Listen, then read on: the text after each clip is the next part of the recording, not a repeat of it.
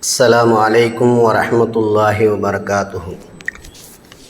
قال رب اشرح لي صدري ويسر لي أمري واحلل عقدة من لساني يفقهوا قولي. ربي زدني علما وفهما يا فتاح. بسم الله الرحمن الرحيم. الحمد لله نحمده ونستعينه ونستغفره ونؤمن به ونتوكل عليه ونعوذ بالله من شرور أنفسنا ومن سيئات أعمالنا. من يهده الله فلا مضل له ومن يضلله فلا هادي له. ونشهد أن لا إله إلا الله وحده لا شريك له. ونشهد أن سيدنا ونبينا مولانا محمدا عبده ورسوله. أما بعد، فقد قال الله تعالى في القرآن العظيم والفرقان المجيد: أعوذ بالله من الشيطان الرجيم بفضل بسم الله الرحمن الرحيم. ومن يشفع شفاعة حسنة يكن له نصيب منها ومن يشفع شفاعة سيئة يكن له كفل منها وكان الله على كل شيء مقيتا. صدق الله العظيم. وقال نبينا صلى الله عليه وسلم: الملك العادل كالنهل، أو كما قال عليه الصلاة والسلام. اللهم صل على محمد وعلى آل محمد كما صليت على إبراهيم وعلى آل إبراهيم إنك حميد مجيد. اللهم بارك على محمد وعلى آل محمد كما باركت على إبراهيم وعلى آل إبراهيم إنك حميد مجيد. இந்த உலகத்தில் உள்ள அனைத்து ஜீவராசிகளையும் படைத்து பரிபாலிக்கூடிய ஏக அல்லாஹ்வுக்கே எல்லா புகழும் உரித்தாகட்டுமாக. இப்படிதான் வாழ வேண்டும், இப்படிதான் நடக்க வேண்டும், இப்படிதான் பேச வேண்டும் என்று கற்றுக் கொடுத்த நம்முடைய நாயகம் ஸல்லல்லாஹு அலைஹி வஸல்லம் அவர்கள் மீதும் அவர்களுடைய சொல்லை செயலை அப்படியே பின்பற்றி வாழ்ந்திய சத்திய சஹாபாக்கள், தாபீன்கள், தபா தாபீன்கள், குறிப்பாக இந்த ஜும்மா தொழுகைக்கு வருகை தந்திருக்கும் நம் அனைவரின் மீதும் அல்லாஹ்வுடைய சாந்தியும் சமாதானமும் என்றென்றும் நிலவட்டுமாக. ஆமீன். கண்ணியத்துக்குரியவர்களே, அல்லாஹ்வின் நல்லடியார்களே,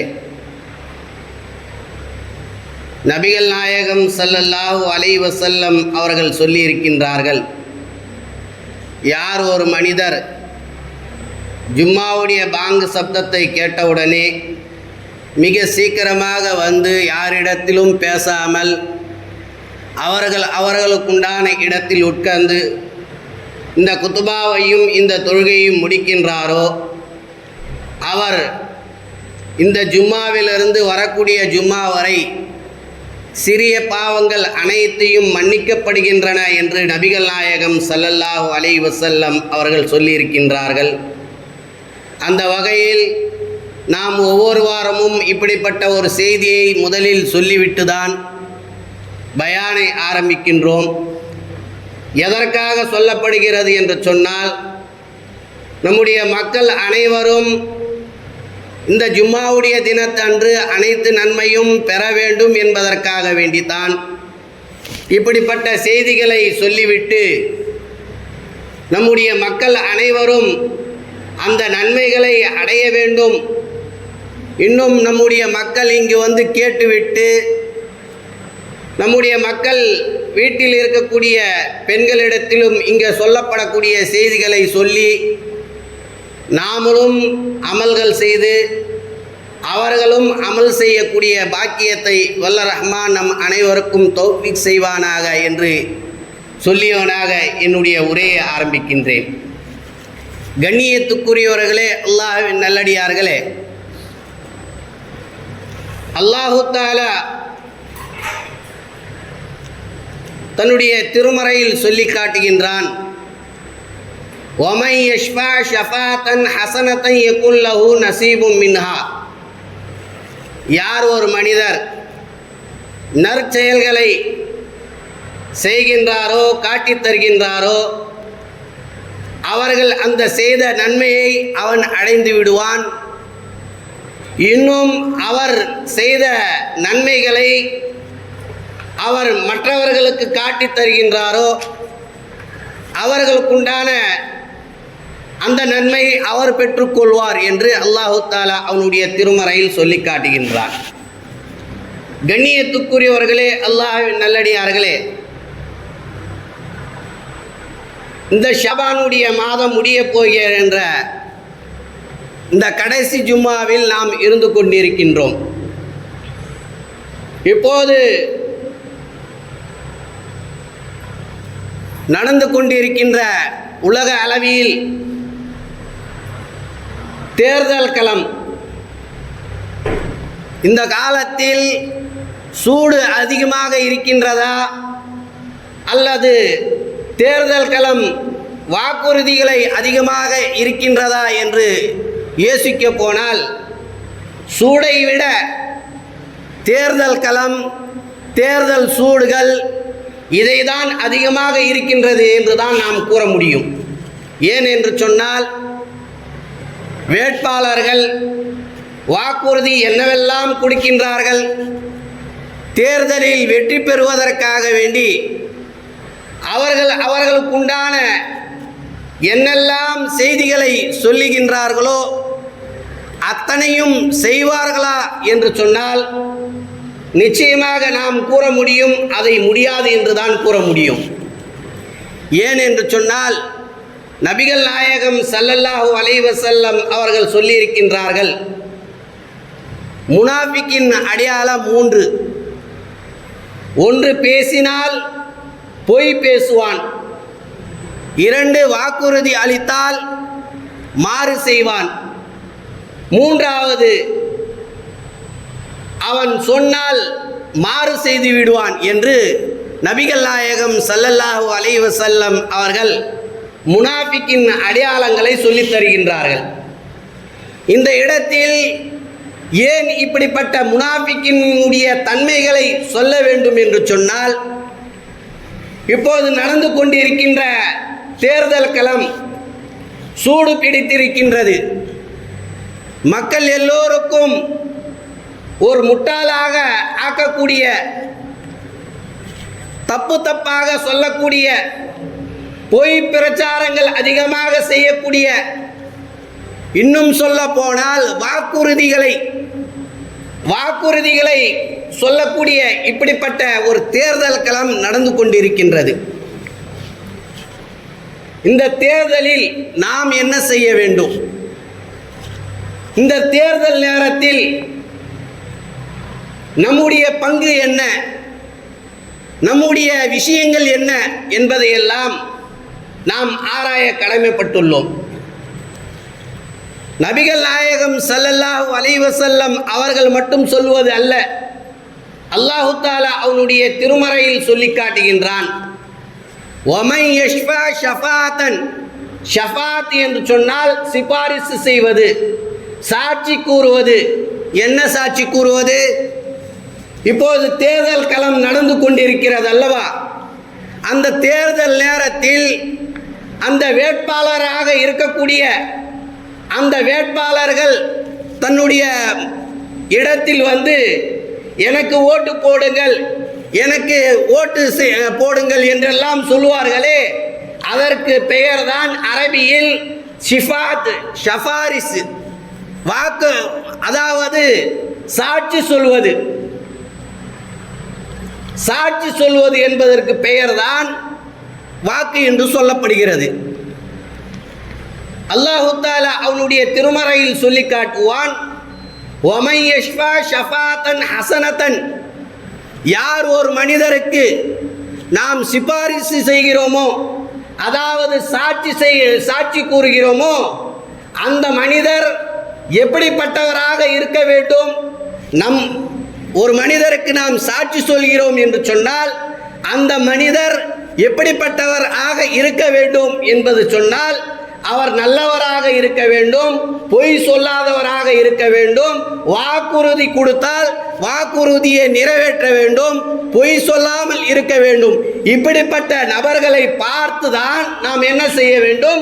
சாட்சி சொல்ல வேண்டும், சாட்சி கூற வேண்டும், சிபாரிசு செய்ய வேண்டும்.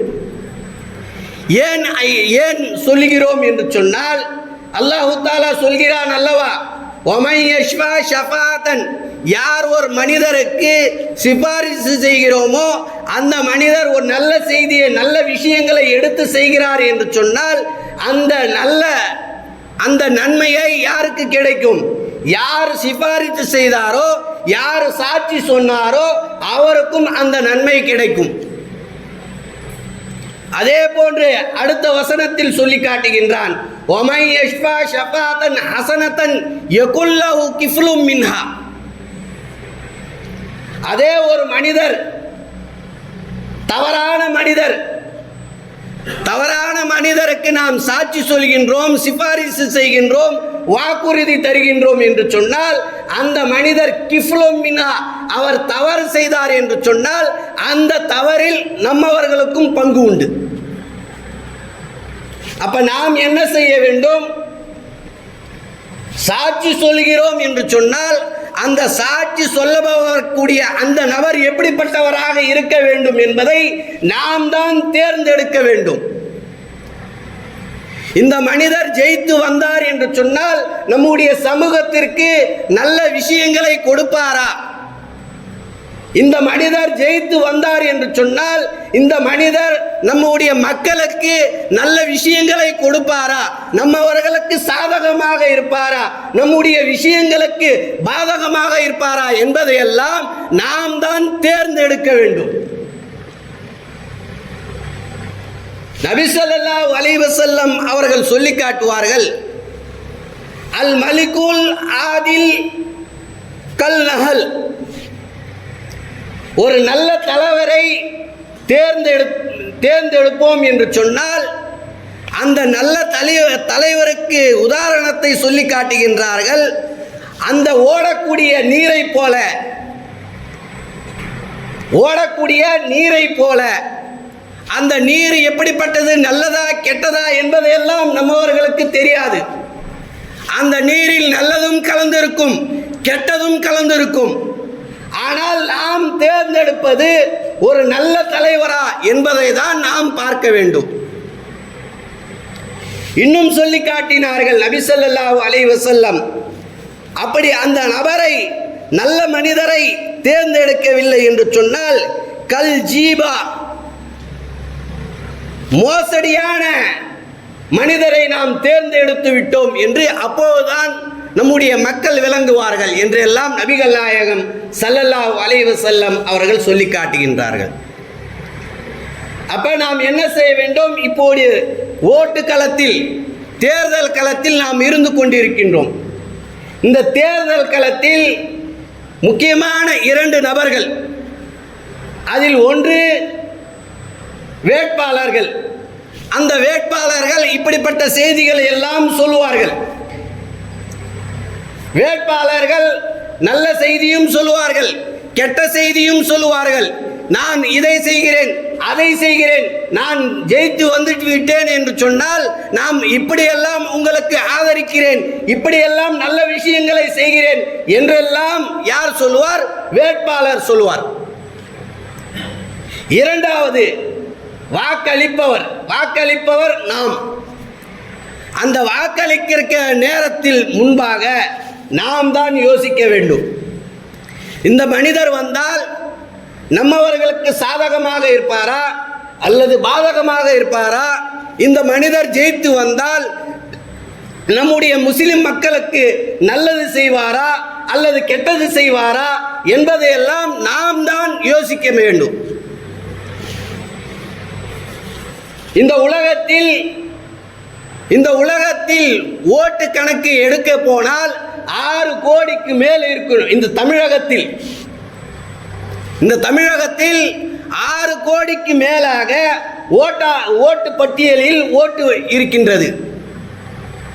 ஆனால் அந்த 6 கோடியும் ஓட்டு போடுகிறார்களா என்று யோசித்தால் நிச்சயமாக இல்லை என்று தான் கூற முடியும். ஏன் என்று சொன்னால் சில நபர்கள் வெளிநாட்டில் இருப்பார்கள், சில நபர்கள் வெளியில் இருப்பார்கள், சில நபர்கள் வேணுமென்றே ஓட்டு போட மாட்டார்கள். இப்படியெல்லாம் இருந்து கொண்டிருக்கின்ற நேரத்தில் நாம் சொல்லக்கூடிய விஷயங்கள் என்னவென்று சொன்னால், கண்டிப்பாக ஓட்டு போடே ஆக வேண்டும். ஏன் என்று சொன்னால் நம்முடைய உரிமை, ஓட்டு என்பது நம்முடைய உரிமை. நாம் ஒரு மனிதருக்கு தேர்ந்தெடுக்கிறோம் என்று சொன்னால் நாம் ஓட்டு போட்டால்தான் நம்முடைய உரிமையை அவரிடத்தில் கேட்க முடியும். ஓட்டு போடவில்லை என்று சொன்னால் நாம் எதையாவது அவரிடத்தில் போய் கேட்டோம் என்று சொன்னால் நாம் அந்த மனிதர் என்ன சொல்வார், எனக்கு ஓட்டு போடவில்லையே என்றதெல்லாம் அந்த மனிதர் சொல்லுவார். கண்ணியத்துக்குரியவர்களே, அல்லாஹ்வின் நல்லடியார்களே, நாம் இந்த தேர்தல் களத்தில் யாரை ஓட்டு போடுவது, யாருக்கு ஓட்டு செலுத்துவது என்பதெல்லாம் நாம் தான் யோசிக்க கடமைப்பட்டுள்ளோம். இன்றைக்கு ஓட்டுக்காக நம்முடைய தலைமுறைகள், நம்முடைய முஸ்லிம் மக்கள் எப்படி இருக்கிறார்கள் என்று சொன்னால், சிறிய வயதில் இருக்கக்கூடிய இளம் நபர்கள், முஸ்லிம் மக்கள், அதில் பெண்களும் சேருவார்கள், ஆண்களும் சேருவார்கள். இந்த முஸ்லிம் மக்கள் நம்முடைய பிள்ளைகள் எப்படி இருக்கிறார்கள் என்று சொன்னால், நாம் ஓட்டு போட்டால் நம்மவர்களுக்கு சாதகமாக இருப்பாரா என்றெல்லாம் யோசிப்பதில்லை. யாராவது புது நபர்கள் வந்துவிட்டால் அவர்கள் பின்னாடி போகிறார்கள். அப்படியெல்லாம் நாம் பார்க்கக்கூடாது. நம்முடைய முஸ்லிம் அடுத்து வரக்கூடிய ஜெனரேஷன், நம்முடைய காலங்கள் முடிந்து விட்டது. வரக்கூடிய ஜெனரேஷன், அந்த ஜெனரேஷனுக்காக நாம் யோசித்து தான் ஓட்டு போட வேண்டும். நம்முடைய முஸ்லிம் மக்கள், நம்முடைய பின்னாடி வரக்கூடிய இந்த இளம் தலைவர்கள், இளம் பிள்ளைகளுக்காக வேண்டியெல்லாம் நாம் யோசித்து யாரை போட்டால் நம்மவர்களுக்கு சாதகமாக இருப்பாரோ, நம்மவர்களுக்கு எதையெல்லாம் செய்வாரோ என்பதையெல்லாம் யோசித்து தான் நாம் ஓட்டு போட வேண்டும். சில வலைத்தளங்களில் நாம் பார்த்திருப்போம், நம்முடைய இளம் தலைமுறைகள், பெண்கள், முஸ்லிம் பிள்ளைகள், இவர்கள் எல்லாம் ஓட்டுக்காக வேண்டி எதையெல்லாம் செய்யக்கூடாதோ, இஸ்லாத்தில் எதையெல்லாம் செய்யக்கூடாதோ அத்தனை விஷயங்களும் நம்முடைய முஸ்லிம் மக்கள் செய்கிறார்கள் என்று சொன்னால், நம்முடைய பிள்ளைகள் எந்த விஷயத்தில் சென்று கொண்டிருக்கின்றார்கள்? கண்ணியத்துக்குரியவர்களே, அல்லாஹ்வின் நல்லடியார்களே, நம்முடைய பெண் மக்கள் வலைத்தளங்களில் நீங்கள் எல்லாம் பார்த்திருப்பீர்கள். நம்முடைய பெண் மக்கள் சொல்கிறார்கள், இந்த மனிதரை நாம் பார்க்கவில்லை என்று சொன்னால் என்னால் எங்குமே போக முடியாது என்றெல்லாம் அவர்கள் பேசி கொட்டுகிறார்கள். எந்த ரீதியில் போய்க் கொண்டிருக்கின்றது? நம்முடைய முஸ்லிம் மக்கள் எந்த விதத்தில் அவர்கள் சென்று கொண்டிருக்கின்றார்கள்? கண்ணியத்துக்குரியவர்களே, அல்லாஹ்வின் நல்லடியார்களே, நபிகள் நாயகம் ஸல்லல்லாஹு அலைஹி வஸல்லம் அவர்கள் எந்த வழியை காட்டி கொடுத்தார்களோ அதன் பிரகாரம் தான் நான் நடக்க வேண்டும். அல்லாஹ் எதை காட்டி கொடுத்தானோ, அல்லாஹ் எதை சொல்லிக் கொடுத்தானோ அதன் பிரகாரம் தான் நான் நடக்க வேண்டும். அப்படி நடந்தால்தான் நம்மவர்களுக்கு வெற்றி வாய்ப்புகள் அதிகமாக கிடைக்கும். இல்லை என்று சொன்னால் அல்லாஹ் சொல்லுகின்றான் அல்லவா, வமை யஷ்ஃபா ஷஃபாத்தன் ஹஸனத்தன் யகுல் லஹு கிஃப்லும் மின்ஹா. அவர்கள் பாவம் செய்தால் அந்த பாவத்தின் பக்கம் நம்மவர்களுக்கும் பாவம் தான் வந்து சேரும். நம்ம அந்த மனிதருக்கு சிபாரித்து, அதாவது சாட்சி செய்கிறோம் என்று சொன்னால் அந்த மனிதர் நல்லவராக இருக்கிறாரா அல்லது கெட்டவராக இருக்கிறாரா என்பதெல்லாம் பார்த்து அவர்களுக்கு சாட்சி சொன்னால், அவர் நல்ல விஷயங்களில் அவர் ஈடுபடுத்தினால் அந்த நல்ல விஷயங்களில், அந்த நன்மைகளில் நம்மவர்களுக்கும் பங்கு உண்டு. அதே ஒரு மனிதர் தவறான மனிதர், அந்த மனிதருக்கு நாம் சாட்சி சொல்கிறோம் என்று சொன்னால் அவர் எதையெல்லாம் பாவம் செய்கிறாரோ, எதையெல்லாம் பாவத்திற்குண்டான செயல்களில் ஈடுபடுகிறாரோ அந்த பாவத்திற்குண்டான அந்த பாவத்திலும் நம்மவர்களுக்கும் பங்கு உண்டு. நாம் தான் யோசிக்க கடமைப்பட்டுள்ளோம். கண்ணியத்துக்குரியவர்களே, அல்லாஹ்வின் நல்லடியார்களே, வரக்கூடிய காலங்களில் ஓட்டுகள் நாம் சிதறாமல் நம்முடைய இலக்குகள் என்ன இருக்கின்றதோ அதன் பிரகாரம் நாம் செய்ய வேண்டும். நம்முடைய உணர்வுகளை, நம்முடைய லட்சியங்களை அதையெல்லாம் யோசித்து நாம் யாருக்கெல்லாம் ஆசைப்பட்டோமோ அப்படியல்ல, நம்மவர்களுக்கு பின் வரக்கூடிய காலங்களில் நம்மவர்களுக்கு யார் சாதகமாக இருப்பாரோ, நம்மவர்களுக்கு பாதகம் இல்லாமல் நம்முடைய முஸ்லிம் மக்களுக்கு யார் சாதகமாக இருப்பாரோ அவர்களை பார்த்து நம்முடைய ஓட்டுகளை சிதறாமல் நாம் போட வேண்டும். அப்படி போட்டால்தான் நம்முடைய முஸ்லிம் மக்களுக்கு முன்னேற்றம் கிடைக்கும். அப்படி இல்லை என்று சொன்னால் நம்ம முஸ்லிமுடைய மக்களுக்கு பாதகம் அதிகமாக போய்கொண்டிருக்கும். சில ஆண்டுகளுக்கு முன்பெல்லாம் நாம் பார்த்து இருப்போமா இல்லையா, பீகாரில் மற்ற அசாமில் இப்படிப்பட்ட நாடுகளில் எல்லாம் நம்முடைய முஸ்லிம் மக்கள் என்ன செய்தார்கள், ஓட்டு போட்டார்கள். ஓட்டு போட்டுவிட்டு ஆனால் பிறகு பார்த்தால் நம்முடைய முஸ்லிம் மக்களுக்கு அதிகமாக இழப்பு. யார் வரக்கூடாது என்று நினைத்தார்களோ அந்த நபர்கள் வந்துவிட்டு முஸ்லிம் பள்ளிகளை இடிக்கிறார்கள், அதே போன்று கிறிஸ்தவ ஆலைகளை இடிக்கிறார்கள், முஸ்லிம் மக்களுக்கு தொழவிடாமை அழைக்கிறார்கள். இப்படிப்பட்ட காரியங்கள் அனைத்தையும் செய்கிறார்கள் என்று சொன்னால் நாம் தான் இந்த தடவை நாம் யோசித்து சரிபார்த்து யாரை போட்டால் நம்மவர்களுக்கு சாதகமாக இருப்பாரோ என்பதையெல்லாம் நாம் தான் பூர்த்தி செய்து நாம் ஓட்டு போட வேண்டும். கண்ணியத்துக்குரியவர்களே, அல்லாஹ்வின் நல்லடியார்களே, நபி ஸல்லல்லாஹு அலைஹி வஸல்லம் அவர்கள் எதையெல்லாம் காட்டி கொடுத்தார்களோ, அல்லாஹ் தஆலா எதையெல்லாம் சொல்லிக் கொடுத்தானோ அதன் பிரகாரம் நாம் நடப்பதற்கு வல்ல ரஹ்மான் நம் அனைவருக்கும் தௌஃபீக் செய்வானாக. வாஹிர் தாவானா அனில் ஹம்துலில்லாஹி ரப்பில் ஆலமீன். அஸ்ஸலாமு அலைக்கும் வரஹ்மத்துல்லாஹி வபரகாத்துஹு.